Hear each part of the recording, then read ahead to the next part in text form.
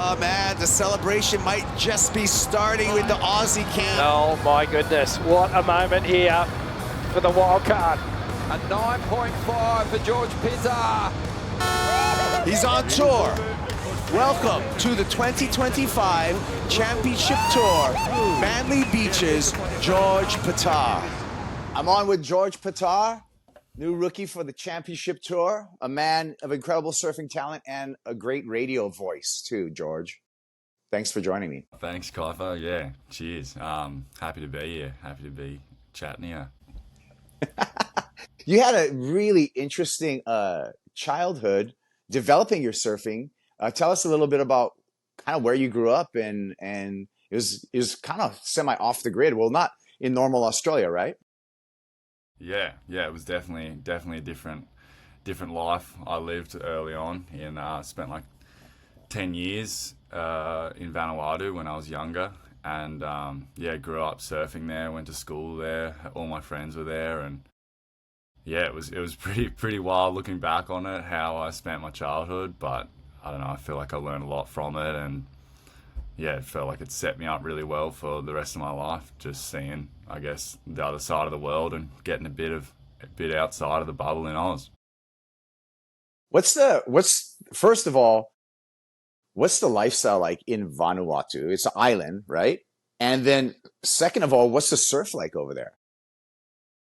Yeah, it's a different lifestyle for sure. Like the school time's different. After school, I would go just, I don't know, I guess it's similar in a way. Like you still go and hang with your mates and everything, but instead of going to one of my mates' houses in Manly, I'd go to the village or something and hang with all the locals there and surf out their local break, and then I'd go surfing with my dad in the mornings or in the arvos, like out on our little reef break together. And I don't know, I feel like I probably took it for granted a bit when I was there, just didn't really realise how surreal it was. But definitely looking back on it's got a few special memories.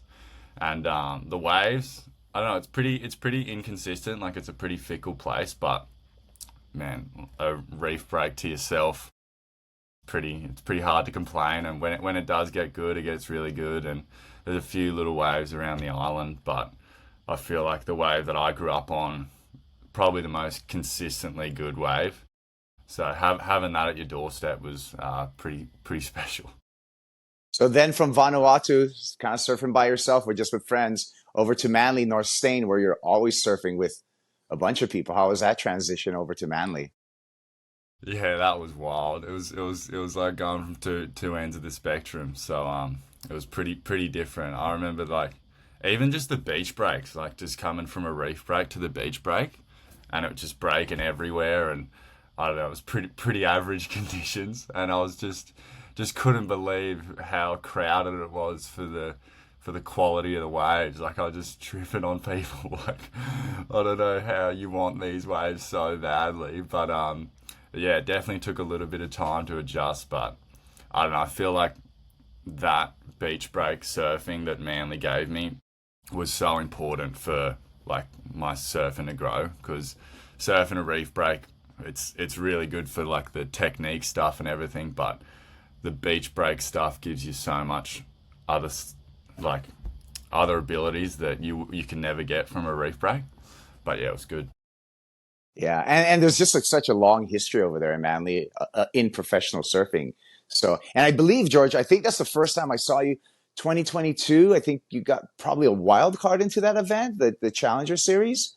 I think that's the first time I was kind of like aware of your surfing. Was that a pivotal moment for you? Yeah, I had like when I was younger, I got into, pretty sure, yeah, I think I got into the 10,000 once before that, and then but that time was the first time I got like a wild card into it or something, and yeah, it was pretty wild. I got like fourth in my first heat, but it was it was cool just being on that stage and versing those guys. I remember I had like Owen Wright and Ian Gentile was there, and yeah, it was just, it's when that event ran at Manly, it was so cool for me. Like just growing up, having those pros at your local beach, and like being able to finish school and you'd run down and one of the pros would be surfing, and you'd go and I don't know, sit on the beach and go get an autograph from them or whatever it was. And I feel like when a big comp like that would come to the town for us, like especially for me, I was just like, I'd count down the days for it. It was a cool experience. Yeah. Well, and since then, you made quick work of it, George. Just 2 years on the Challenger Series, and now you're qualified for the championship tour. How do you feel about, like, a lot of people? It takes a decade for a lot of people to get through that and to get on tour. How are you feeling now? Is a realization coming to you that, like, hey, you're going to be on the big stage, you're going to be on the championship tour? Yeah, definitely. It definitely took a while for it to sink in. It was hard to wrap my head around it because, like, it was this thing that this like dream of mine that I'd thought about since I was so little. And and then when I achieved it, I just would always think, oh no, this like isn't real. And then like even a few weeks later, I feel like the first sort of time that I really like sunk in a little bit was when I was like chose my number, and I like thought about, I don't know, picking up my rashie and having my number on the back and my name on the back. And yeah, I don't know, it's a wild experience, and I feel like I'm really fortunate to have had the run I had, like I guess with the first year I was on and then the second year how that went. And yeah, I don't know, I feel like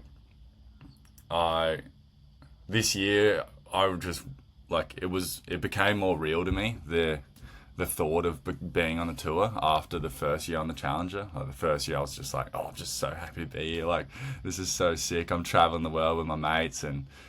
But I feel like this year was a bit of a different vibe. Like I looked at it a little more as like, I want to qualify, like I need a result here, and it was a different mentality for me.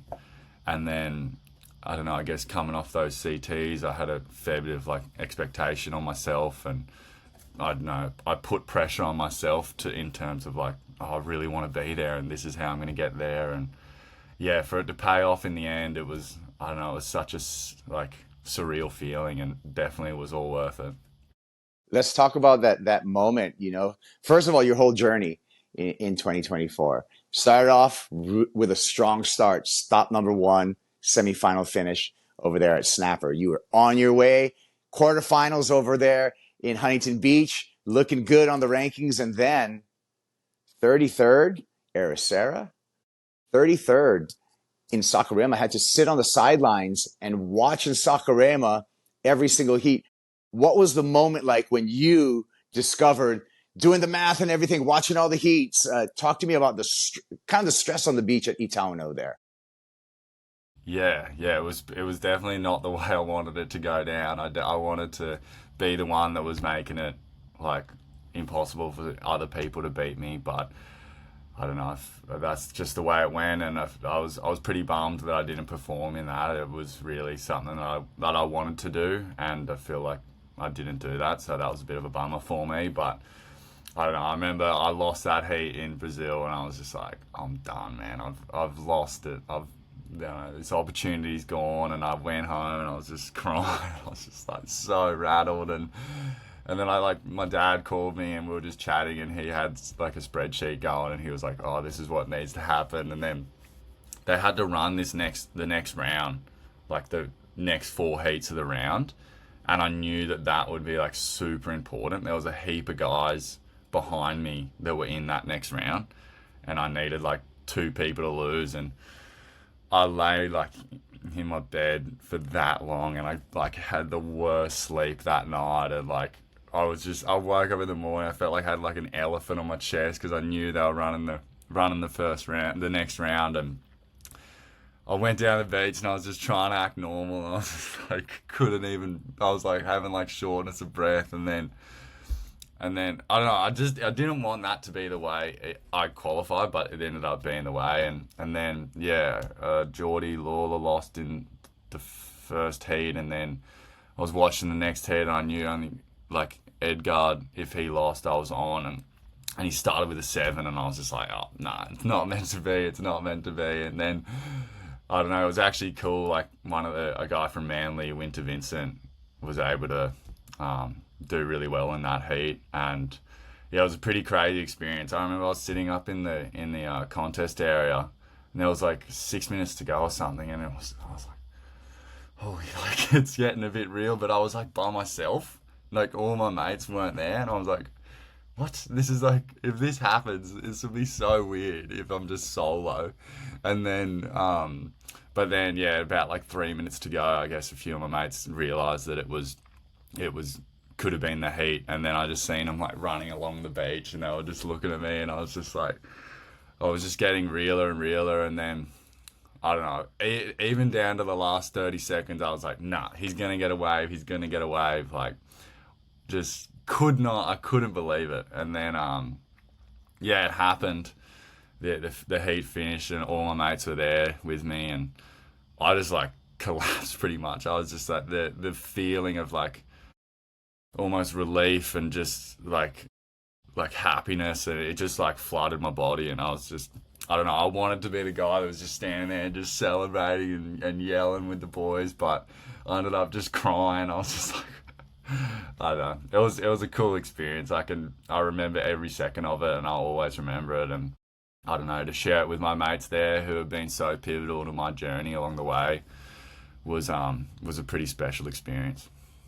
Yeah, yeah. No, it was. Hey, we covered the whole thing. It was incredible. Winter coming out of the heat too, realizing what he did, coming up to you, all the boys all getting together. It was a huge celebration, and that was definitely a W for Australia right there. You talked about, visualizing your year on the championship tour and picking your number. You picked number 95. What does that number? What's the significance of 95? I get it's actually the postcode of Manly, and I feel like it's 2095 is the postcode of Manly, and I don't know, I feel like the community of Manly has just supported me so much in these last few years, and every time I go down there, it's just like, it feels like a family, those people down there, and I don't know, to have that, me sort of representing them as the number, it just feels right, I guess. And yeah, I don't know, I was actually sitting at a cafe like a few months ago after I got back from the US, and I hadn't really even thought about a number, and I was sitting there with my best mate, and he was just like, oh, have you thought about a number? And I was like, oh, no, not really. And he's just like, oh, 95, dude. 2095, Manly. And I was like, yeah, that's perfect. That's perfect. So yeah, it was pretty cool to be able to get that number and, I don't know, represent the community here. That's right. That's right. Representing Manly. Are you representing both sides of the pipe, both North Stain and Queenscliff? Manly as a whole? Yeah, of course. You know, everyone, like, even though it is pretty stupid, the beach is split in two. I like it. Yeah, it's interesting. It gets pretty competitive, and that's all cool and that. But I don't know. I guess for me, I'm not too worried about that stuff. People from both sides have supported me so much, and I don't know. It feels like, I don't know, everyone's sort of supporting. So I'm not just doing it for North Stain. I'm doing it for Manly and Northern Beaches and Sydney. So that's cool. All right. Yeah, for the whole and just a note, I think that competition between North Stain and Queenscliff is actually why there's so many good surfers that come out of that region right there. I think it's just, and there's just pure volume, right? There's just so many surfers in that area, and I think that raises the level of everyone. Looking forward to the championship tour next year. Working on equipment. You ride Channel Islands, Brent Powers, and Britt Merrick and the boys. Have you been working on a quiver for the upcoming season? Yeah, it's actually been a big focus for me, over these coming months and weeks, going into the start of the year, because a lot of the events are back to back, and it's just staying on top of it. Like, it's ticking one of those boxes where you don't have to worry about it. And for me, it's all about like keeping it consistent, like not changing too much. Like, you don't need to fix it if it's broken, if it's working. And I don't know, I feel like Britt Merrick and Brant, they were over in Hawaii, and they work on they got a really good Hawaiian quiver going at the moment. So I'm going to be tapping in a little bit to that for my boards in Hawaii. And then I don't know, there's my shaper over here. We've worked a lot on like just a step up for like waves like bells, margies, and I don't know, like sort of heavier water waves that we can get like a performancey board to work in. So I've got like a board that's for, and then I just actually recently came back from Abu Dhabi, and I was trying boards over there because I've never surfed in a pool, and it was just so interesting to see what boards worked there, and that was a really cool experience for me as well. And then I guess just getting my boards dialed in. I feel like I've gone a little wider on my boards. I feel like during the Challenger year, my boards were just a bit too narrow, and I don't know, I felt like going wider it's been a little bit more forgiving for me. So yeah, just little incremental changes has been really good, and they're so supportive, the CI crew. Like even on the tour next year, I know that Britt and Brent are coming to a lot of the events, and yeah, they just have a cool crew that is super supportive. Yeah. I see that. And, to your point, you coming into Pipe, first event of the year, Channel Islands, Brit, and those guys already have refined rockers that they know are going to work at Pipeline, right? So they've been building boards for that break for a long time. But I want to get your thoughts of stop number one, because it opens up, at the ultimate proving ground, really, at Pipeline. Your thoughts on stop number one over at Pipe? Yeah, it's pretty sick. It's definitely to me it's the pinnacle, right? It's I've always thought of the tour. I don't know. Whenever I thought of the tour, I just thought of Pipeline. I thought of Pipe Masters and all the history that's behind the event, and all the pressure, all the fear, all the like everything about it is just like it's just all boiled up into this one event and this first heat of mine that I'm going to be paddling out in. And yeah, to me, it's what I do it for. It's like all like what it's all about. It's such a crazy experience that I could be having in the coming months, and yeah, I'm really keen for it. I hope we get pump and pipe and we get to sort of show ourselves in those conditions, because yeah, that's what it's all about. And I don't know, haven't really had too many opportunities to show my surfing in those types of waves, so I'm keen to give it an honest crack, and I'm really looking forward to it. And talk about versatility, George. So you go from Pipeline, and then it's a quick turnaround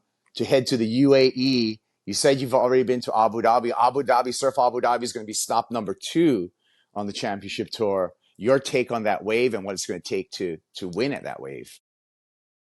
Yeah, it's polar opposites, really. Like coming from those heavy water waves of Pipe and then surfing the pool. I mean, I don't even know if you could train for the pool in any spot in Hawaii, but yeah, it'll be being thrown in the deep end. But I don't know, I feel like just coming back from a little trip I did over there with Liam O'Brien and Joel was it was sick. I was just so like astounded by the setup there and the wave, and it's incredible. Like you get this right hand point the whole way down, you do like 7-8 turns, 2 barrels, and you finish and your legs are just cooked, and then in 2-3 minutes later you're taken off where you just finished on a left-hand point the whole way back down without even paddling. And it's just a wild experience. And I think for me, like, it's about like that wave. I know like the level of surfing will be unbelievable, but I can only do what I can do, and I guess it's just sticking to my strengths and trusting that what I can do is enough. And yeah, it would be a really cool test for pressure and nerves and stuff, because even being over there just recently and like the first wave that came through, I was just like, I'd never been so nervous. I was like, I'm not even in a heat right now, and I'm just like wigging out. And I was just picturing like how intense it would be being in a heat out there and knowing, oh, I need a 7.5 on this wave. Like I've got one shot, and I do have a shot. And yeah, I guess I look at it as like you can't hide there. You know, everyone's on the most similar playing field. They've got the same chances as you, and yeah, it'll be a pretty sick place to have a contest, I reckon. Took that trip with Joel Vaughn, another young Australian who's qualified for the championship tour. Joel, 21, you're 22. You guys are young. You guys talk much to each other about, breaking through onto the tour and representing Australia?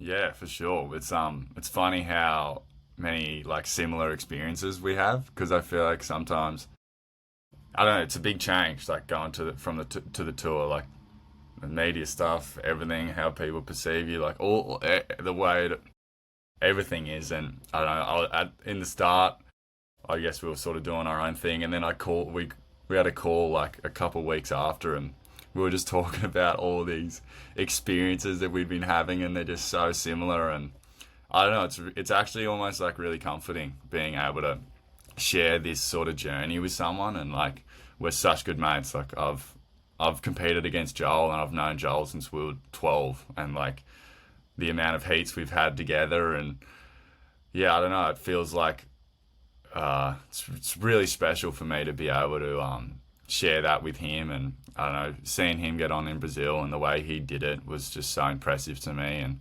I know that his surfing is definitely meant to be on the tour, so yeah, hopefully we can have a good crack at it next year and keep the ball rolling. Well, looking into next year, George, are you going to be traveling with anyone? Are you going to be traveling with Joel? Are you traveling with a coach? What's your plan as far as hitting the events and who you're going to have by your side, or are you going to have a pit crew or a coach at all? Yeah, I'm going to be working with Jay Bottle Thompson, and so he's going to do the start of the tour with us, and it's going to be like me, Liam O'Brien, and then Bottle's working with Isabella as well. But I guess it'll sort of be like I'll just be traveling with like Lob and Bottle and Maddie and Joel a bit, and it'll just feel like a little bit of a crew. And I feel like it's hard to be comfortable on there, right? Like you're coming in, you're the newbie. It's you're seeing all these people that you've, I don't know, idolized for so long, and to be able to have a like this crew that you're really comfortable with and people that you trust and you have a really good time and a laugh with is something that is important for me going into next year. So I think yeah, it'll be nice. It'll be a fun time, and it'll be a pretty crazy experience. And Joel, I feel, George, that you kind of talk about a newbie, you bring a little bit of a new surfing. When I watch your surfing, George, you have very acute angles in your turns. They're very sharp turns. They're different than a lot of surfers. Are you aware of your technique and that you've developed? Because certainly like I said, a lot of the turns that you do are shorter radius, acute angle, extreme angle turns, on the wave face.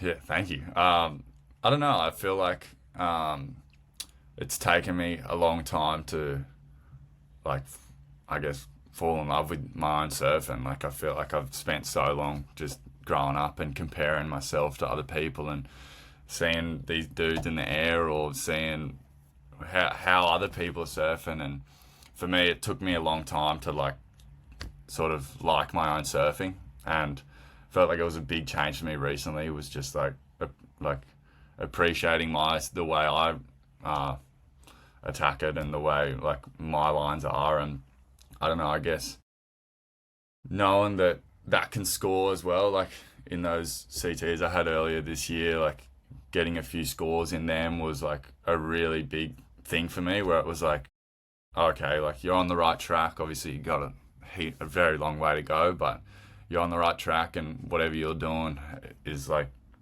it can work. So yeah, it's a big thing, I guess, to like your own surfing for me. So that's been a cool change for me. Does it give you confidence knowing that, look, you came in as a wild card, surfed all the way to the semifinals over at Margaret River? That's where the cut's going to happen again this year. Does that give you confidence having success already in tour stops? Matter of fact, you made a semifinals over at Snapper. Snapper's on tour as well. So looking at the scope of the events before that mid-season cut, does that make you feel comfortable that you've already had some success? I don't know if it's like a comfort thing. I think it's definitely like knowing, like experiencing it was, because to me, like those two events, like Bells and Margie's, it was so wild. Like the pressure of it, the media, the cameras, the like everything going on was such a different experience for me, and just being exposed to that this year already, and knowing that like that's going to be what it's like, and knowing what I found worked for me, and what sort of the way I like to approach it has given me confidence. I definitely I've still I really want to prove myself, and I really want to like keep the ball rolling, and yeah, I guess like looking back at those experiences, it's just given me confidence in my approach towards it, and confidence going into the events that like I know what it's going to be like in a way. It's going to be different, of course, because like I don't know, I'm on the tour properly, and I'm not an underdog that's got nothing to lose, because that's always a nice place to be in a contest, because I don't know, you don't even care if you lose, so you might as well go out there and have a crack. But bringing that sort of approach to it again will be a massive part of next year for me. And your thoughts on, you guys got 7 events now before the cut, so that's something new for 2025. I feel that's good for the rookies. It's because it's going to give you some time to really settle into the tour. Your thoughts on those extra 2 events and having that cut after 7 events? Yeah, it's huge.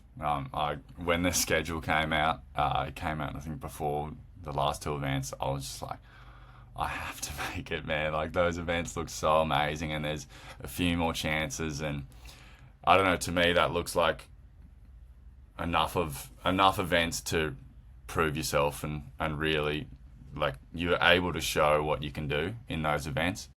And if you're ready for it, then you'll make it. If you're not, then you're back to the challenger. But yeah, that to me, that just like the waves that it's got, and the events, and yeah, it'll be a pretty special experience, and I'm just excited to have enough shots at it. And like it's pretty back to back. Like I did this schedule the other day on like how much time I'll have in between events, and it's not a lot. So like I guess you just want to just keep the ball rolling, and it almost takes a little bit of like on the challenger you have to wait a little while. Like you can wait ages between an event, and you can lose a little bit of rhythm or whatever it is. And yeah, I feel like for me it'll just be a big rhythm thing, and trying to get stuck into it. No, it's wild. It's going to be tight. I mean, Pipe and Abu Dhabi will be very close together. And then after, you hit El Salvador, then you pretty much just go back to back to back, El Salvador and the trifecta over there in Australia. Okay, so Pipe, Abu Dhabi, Portugal, Punta Roca, El Salvador, Bells Beach, Snapper, and then Margaret River. Any of those spots that you're looking forward to competing in? Or your favorite when we look at the schedule out of that first 7 events? Definitely Pipe is one that I'm really excited for. I feel like that'll be just an unbelievable experience. But something that I've watched since I was since a little kid, and always looked at as like that would be so amazing, is Snapper.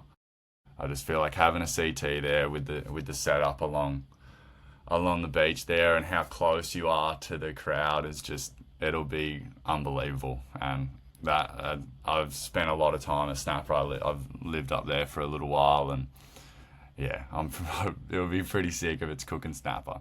Some of your favorite surfers that you looked up to growing up, and that may have shaped your approach a little bit to your own surfing? Yeah, I feel like the surfer that I've watched the most of would definitely be Andy.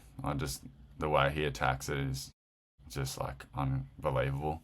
But then someone who I guess like I like their approach is I don't know, Medina. I just reckon he's just such a mongrel, and he's the things he does and he just backs himself that hard everywhere he is. And like him, I like definitely, it'd be sick to have a heat against him, just being in his sort of aura or whatever it is.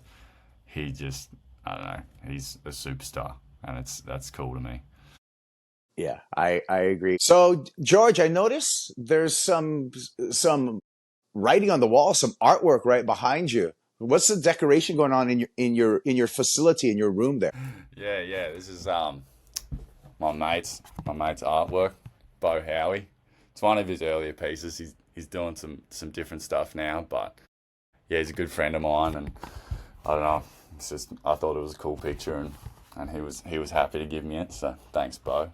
And Let's see that. Yeah, let's see some of that. Whoa, you got an MR trophy too in your room yeah, on the shelf? Wow, Newcastle. Yeah.